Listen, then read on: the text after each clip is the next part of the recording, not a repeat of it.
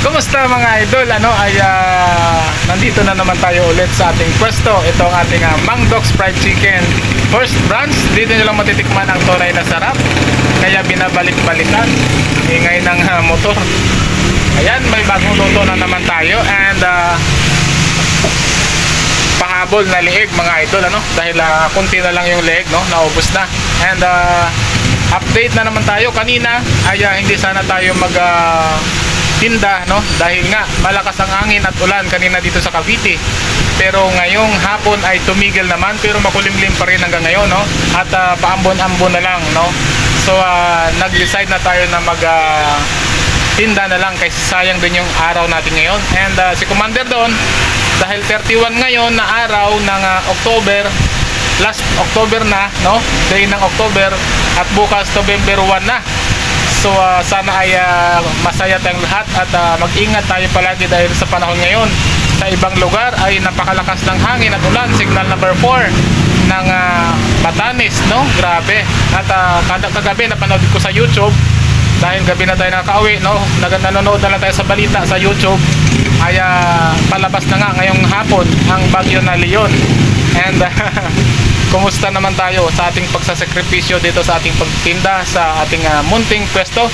Ito nga ang ating inspiring motivation goals, dito sa ating pwesto, dahil gusto natin ma-inspired ang ating karamihan dyan na gustong magnegosyo rin tulad natin, ay lumalaban sa araw-araw. At siyempre hindi lang yung lumalaban lang ng basta-basta, kundi mayroon tayong dalang pangarap sa buhay at posible natin matupad yan sa pamamagitan ng ating pagsisikap at pagtsatsaga sa araw-araw nating ginagawa sa buhay.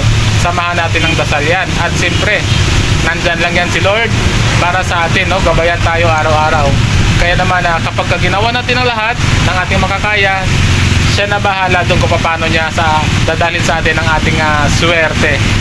So masaya na naman tayo ngayon dahil nandito na naman tayo, nakaupo na naman tayo. Yung tao natin ay inutusan natin bumili ng sili dahil kulang yung sili natin. Dahil ngayon ay 31 nga ng October, baka dadagsain tayo mamaya. Kailangan ready tayo lahat. Nag-repack tayo kagabi ng napakaraming sauce.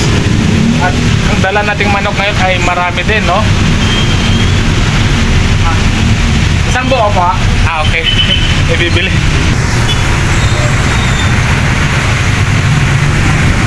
Ito ang ating customer. Yun mga idol, ay may bumili sa atin ng isang buo habang tayo ay nagbablog.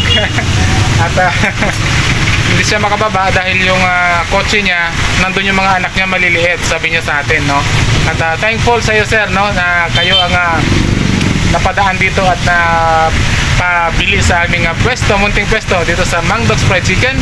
Dito nyo lang matitikman ang tunay na sarap, kaya binabalik-balikan. Sana ma-inspired kayo at ma-motivate mga idol, sa ating pagsisikap at pagtsatsaga. Iba talaga ang meron tayong sariling negosyo. So enjoy lang natin ang buhay, enjoy lang natin ang nangyayari sa ating araw-araw dito, kahit na hindi lahat ay panalo, dahil minsan may medyo mahina. And maraming mga customer din na medyo alam nyo na pag may business ka, ganun talaga. So kayang-kaya natin lusutan yan dahil sanay na tayo, sanay na tayo sa ganitong sitwasyon, dahil 1 year and magto 2 years na tayo sa negosyong ganito.